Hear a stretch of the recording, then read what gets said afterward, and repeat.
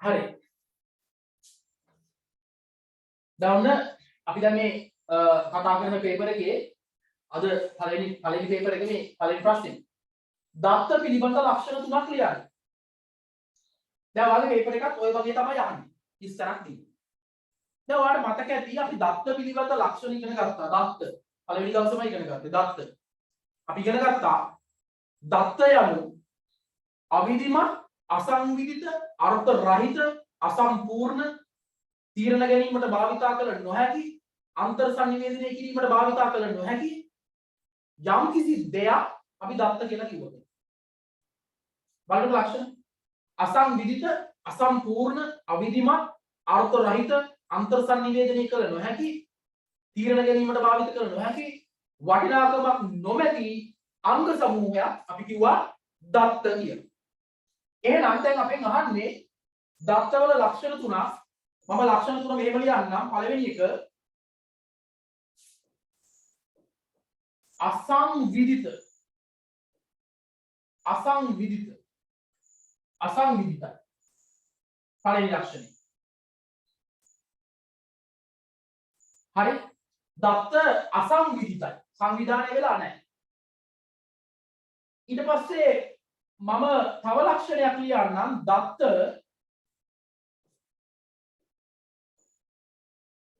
අවිධිමත්.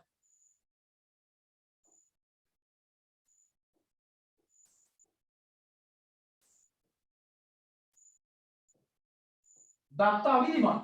අසංවිධිත, අවිධිමත්.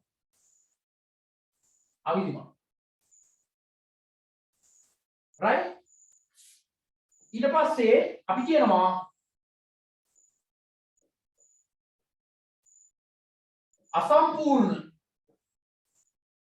අසම්පූර්ණ. තව එකක් ලියමු ඉඳ තියෙන නිසා. අර්ථ රහිත.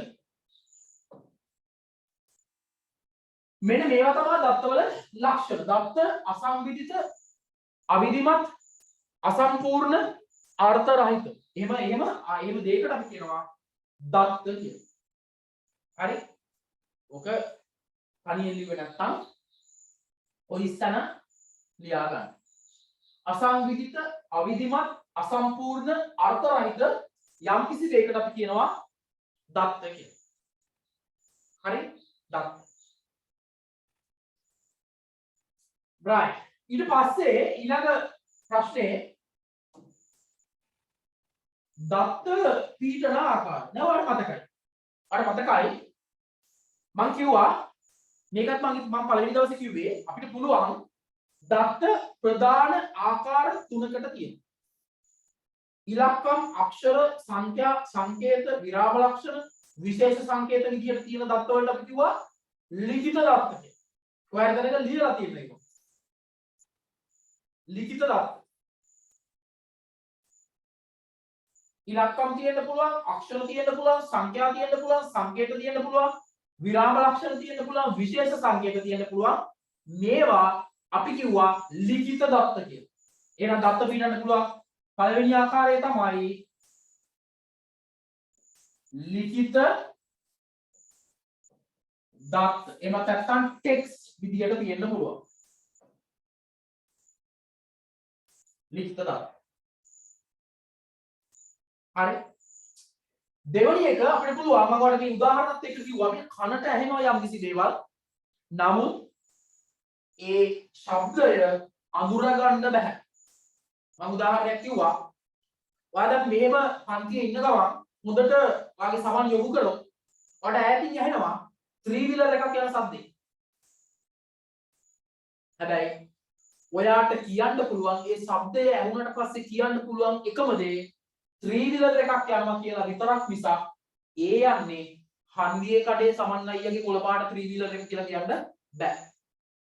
3 wheeler එකේ ශබ්දෙන් ඔයාට ඊට වඩා විස්තර මුකුත් කියන්න බෑ. 3 wheeler එකේ ශබ්දෙන් ඔයාට කියන්න පුළුවන් එකම දේ අන්න 3 wheeler එකක් යනවා පාරේ. ඔච්චරයි කියන්න පුළුවන්. ඒක කොළපාටද? ඒක 2 stroke එකක්ද? නැත්නම් 4 stroke එකක්ද? ඉංග්‍රීසි අකුරු මොනවාද තියෙන්නේ?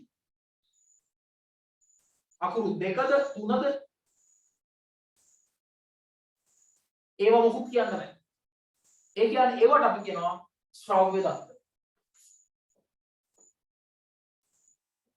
ශ්‍රව්‍ය දත්ත. කනට ඇහෙනවා. ශ්‍රව්‍ය දත්ත. අපිට යම්කිසි සිදුවීමක් පේනවා. පාරේ යනවා බස් එකේ යනවා.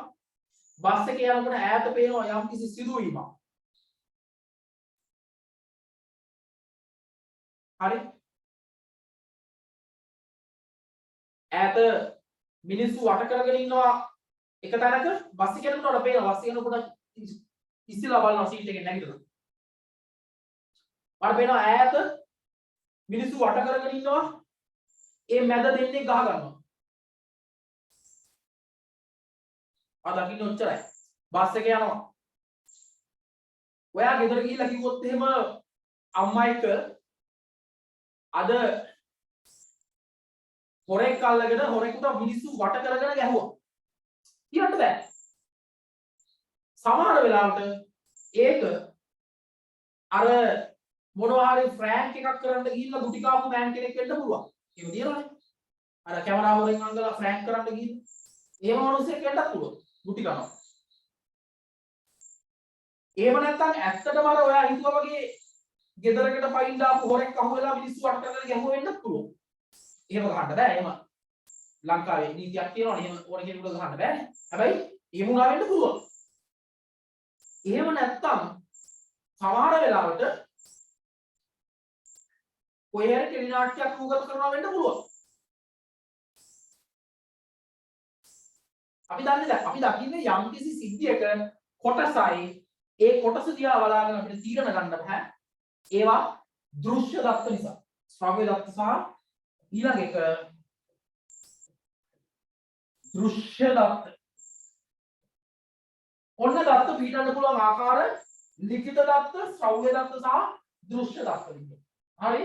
මේකත් ලියාගන්න අපි ඊළඟ ප්‍රශ්නෙට ටක් ගාලා යන්න.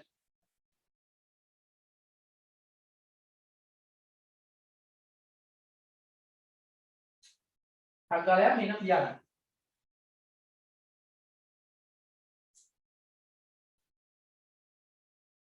හරි. අපි යමු ඊළඟ ප්‍රශ්නෙට තුන්වෙනි එක. තොරතුරු පිළිබඳ ලක්ෂණ තුනක්. තොරතුරු පිළිබඳ ලක්ෂණ තුනක්. මොනවාද තොරතුරු පිළිබඳ ලක්ෂණ? පොඩ්ඩක් මේ ලොකු කරමු. මේන්න. right. තොරතුරු පිළිබඳ ලක්ෂණ තුනක්. මොනවාද තොරතුරු පිළිබඳ ලක්ෂණ? වඩ මතකයි. තොරතුරු සංවිධිතයි, තොරතුරු සම්පූර්ණයි, තොරතුරු විධිමත්, තොරතුරු අන්තර් සංනිවේදන මාධ්‍යයක්, තොරතුරු කාලීනයි, තොරතුරු පෙරදැනුම නවීකරණය කරනවා, තොරතුරු ධනවන සුළුයි, තොරතුරු භාවිතා කර තීරණගත හැක, තොරතුරු අන්තර් සංනිවේදන මාධ්‍යයක්. ඔන්න ඔය ලක්ෂණ වලින් ඕනෙම තුනක් මෙතෙන්ට අයිති වෙනවා. ටියුට් එකේ තියෙනවා ඔය ටික. අපි ලියමු තොරතුරු සංවිධිතයි. තොරතුරු සංවිධිතයි. ඊට පස්සේ තොරතුරු විධිමත්. තොරතුරු විධිමත්. ඊළඟට තොරතුරු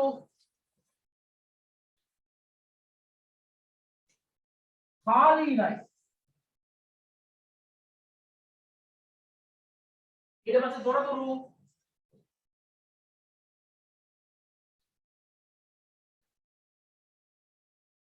පෙරදැනුම නවීකරණය කරනවා.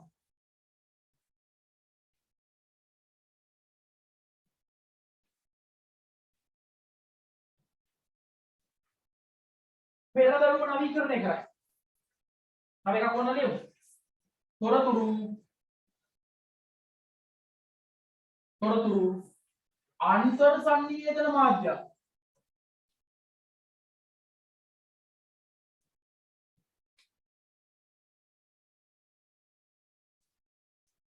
අන්තර් සංනිවේදන මාධ්‍යය. තොරතුරු අන්තර් සංනිවේදන මාධ්‍යය.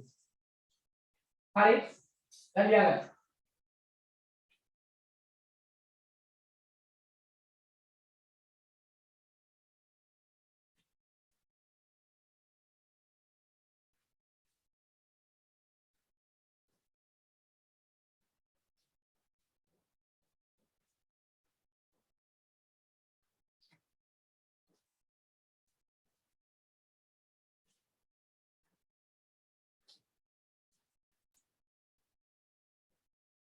හරි අපි අනිත් එක ස්වයංක්‍රීයව දත්ත සකස් කිරීමට සාපේක්ෂව ස්වයංක්‍රීය දත්ත සකස් කිරීම හස්තමය ආකාරය මොකද මේ වචන දෙක ස්වයංක්‍රීය අපි ඔකට කියනවා ඔටෝමේටඩ් ස්වයංක්‍රීය අපි කියනවා ඔටෝමේටඩ් කියලා කියන්නේ පරිගණකයක් භාවිතා කරමින් ඔටෝමේටඩ් හස්තමය ඒ කියන්නේ හස්තමය අපි කියනවා මැනුවල් කම්පියුටර් එකක් නැතුව මැනුවල් විදිහට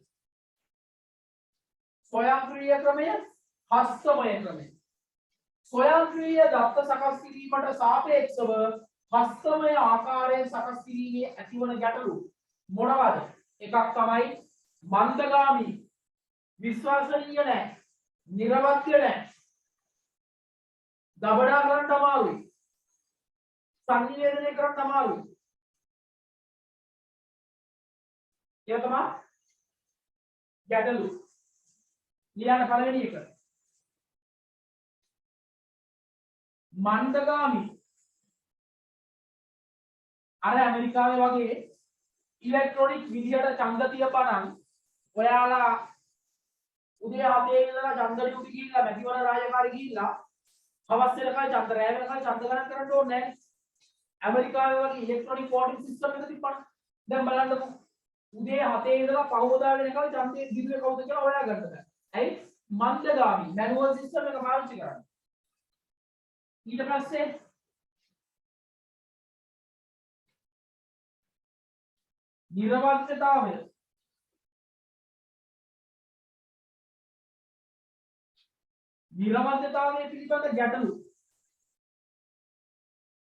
නිර්වද්‍යතාවය පිළිබඳ ගැටලු තියෙන්න පුළුවන් ඊට පස්සේ සාමනා තියෙන්න පුළුවන් ඊට පස්සේ නිර්වද්‍යතාවය පිළිබඳ ගැටලු තියෙන්න පුළුවන් ඊට පස්සේ තව කියන්න පුළුවන් මොනවද මන්දගාමී නිර්වද්‍යතාවය පිළිබඳ ගැටලු තියෙන්න පුළුවන් ඊට පස්සේ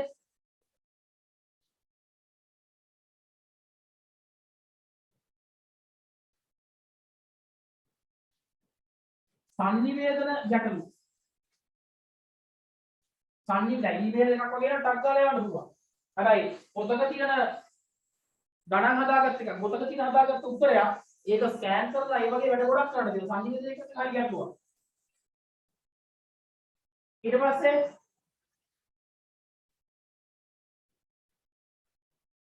තැන්පත් කිරීමේ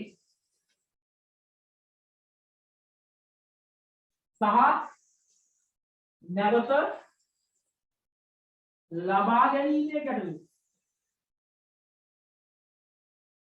ඒ කියන්නේ අර ඔයාලගේ මතක නම් ඔයාලගේ ගමේ ඉස්පිරිතාලේ සායනයට ගියාම ක්ලිනික් එකට ගියාම උදේ පාන්දර මොකද කරන්න ඕනේ? තමන්ගේ පොත තෝරගන්න ඕනේ. තැන්පත් කිරීමේ සහ නැවත ලබා ගැනීම පොත තෝරගන්න ඕනේ. අරගෙන වෛද්‍යවරයා බෙහෙත් කිව්වට පස්සේ ආපහු පොත දීලා එන්න ඕනේ. ඒ පොත් ටික ගබඩා කරලා තියාගන්න ලොකු ඉඩක් වැය වෙනවා. අවශ්‍ය වෙලාවට ශනිකව හොයාගන්නත් බෑ. දැන් දන්නවනේ ඔයාලගේ ගොඩක් කාර්යාලවල තියෙන සමහර ලේඛනාගාරවල තියෙන ලිපි ලේඛන අපිට අවශ්‍ය වෙලාවට හොයාගන්න එක හරි අමාරුයි. ඒ කියන්නේ ඒවා මැනුවල් කියන්නේ තැන්පත් කරන්නයි නැවත ලබා ගන්නයි ගැටලු තියෙනවා. ඊට පස්සේ තව මොනවද? දත්ත රැස් කිරීම මෙතන ඉන්නේ මම මෙතන ලියන්නම්. දත්ත රැස් කිරීමේ ගැටලු. දත්ත රැස් කිරීමේ ගැටලු තියෙන පුළුවන්. දත්ත එකතු කරන්න. දැන් ඔයාලා යන්නේ ජනසංගණන කරන්න කමින්. ගෙවල් ගානින් කියලා දත්ත එකතු කරන්න. හැබැයි නිකමට කල්පනා කරන්න කොයි මොකක් හරි ඔක්කොම ඇප් එකක් දීලා තිබ්බා කියලා. ටීවී එකේ ඇඩ් එකක් දාලා හෙට උදේ අපි 12 ඉඳලා අද උදේ 12 ඉඳලා පහවදා 12 වෙනකල් අපි ජනසංගණනයක් කරනවා. ඔන්න ඔයාලට දීලා තියෙන ඇප් එකට ඔයාගේ ජාතික ඇඳුම්පත් අංකේ ලොග් වෙලා මේකට විස්තර ටික දෙන්න කියලා කිව්වොත් එහෙම පැය 12ක් වෙනකොට මුළු ලංකාවේම ජනසංගණනයේ මේකේ තියෙන සංගණනයේ පිළිබඳ තොරතුරු ටික එකතු වෙලා. දැන් එහෙමද? මාස ගාණක් ගෙවල් ගානේ නම් දත්ත රැස් කරන්න ගැටලු තියෙන්න පුළුවන්. හරි මේක ලියා ගන්න.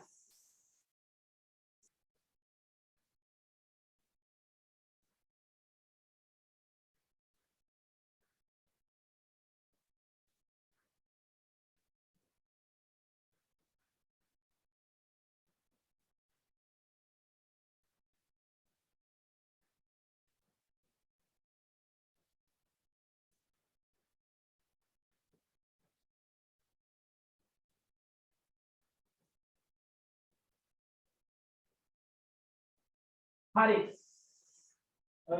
රෙකෝඩින් එකක් බලන්න පුළුවන් මේක රෙකෝඩින් එකක් දෙනවා ඊළඟට ඕන ස්ක්‍රීන්ෂොට් එකක් දාගන්න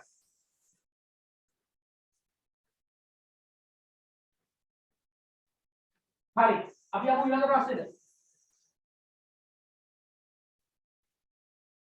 තොරතුරු වල අදාළත්වය යන කුමක්දයි සුදුසු උදාහරණයක් අසුන ලියන්න මොකද මේ තොරතුරු වල අදාළත්වය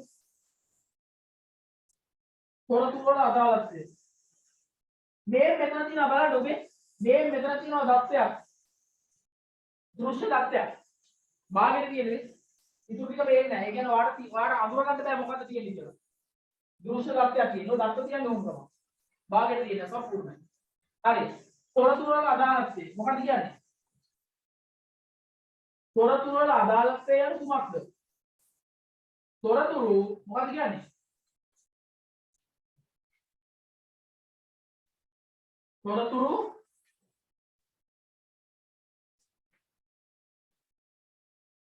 මෙහෙම ලියන්න තොරතුරු මෙහෙම ලියන්න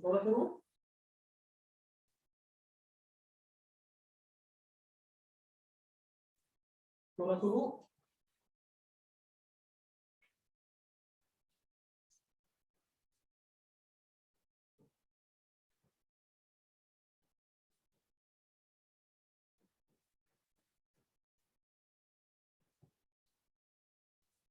පුද්ගලයාට වෙනස් වේ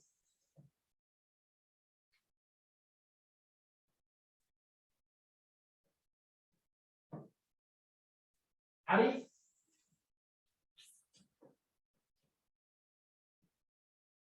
යම් පුද්ගලයෙකුට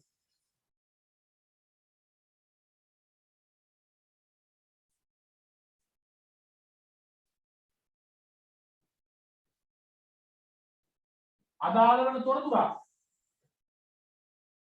යම් පුද්ගලයෙකුට වටින නැත්නම් අදාළ වන තොරතුරක්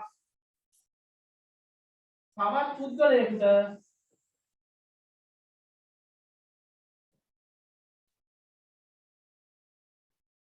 නොවටි උදාහරණයක් කියන්න මොකද්ද උදාහරණයක් කියන්න යම් සංඛ්‍යාවක වර්ගමූලය දශම ස්ථාන 6කට සෙවීම යම් සංඛ්‍යාවක වර්ගමූලය දශම ස්ථාන 6කට සෙවීම සාමාන්‍ය පුද්ගලයෙකුට අනවශ්‍ය වුවත් විද්‍යාඥයෙකුට අවශ්‍ය විය හැක යම් සංඛ්‍යාවක වර්ගමූලය දශම ස්ථාන 6කට සෙවීම යම් සංඛ්‍යාවක වර්ගමූලය දශම ස්ථාන 6කට සෙවීම දැන් මේක ලියලා උදාහරණයක් යටින් ලියන්න යම් සංඛ්‍යාවක වර්ගමූලය දශම ස්ථාන 6කට සෙවීම සාමාන්‍ය පුද්ගලයෙකුට අනවශ්‍ය වුවත්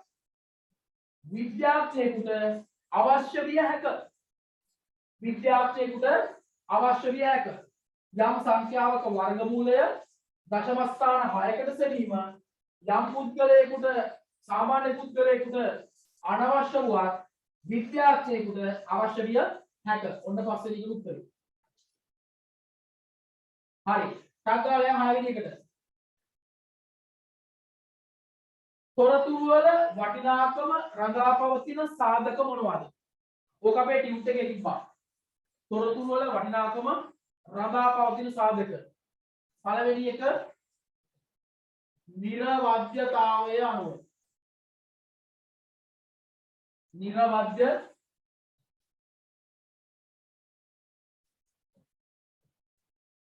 නිර්වද්‍යතාවය අනුව තොරතුරු වල වටිනාකම රඳාපවතින්න පුළුවන්. ටියුට් එක බලන්න ගිය සතියේ කලින් සතියේ අපි කතා කරේ. නිර්වද්‍යතාවය අනුව වටිනාකම රඳාපවතින්න පුළුවන්. ඊට පස්සේ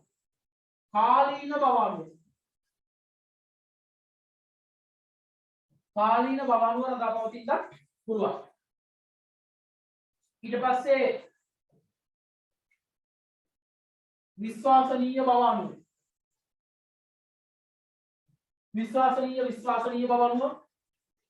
රඳාපවතින්න පුළුවන්. විශ්වාසනීය බව අනුව මේකේ වටිනාකම රඳාපවතින්න පුළුවන්. ඊට පස්සේ අදාළත්වය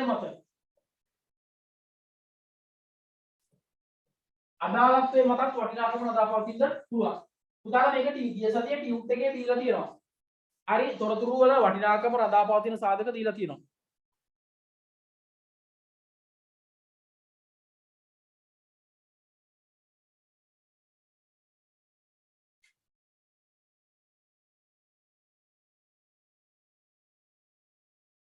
හරි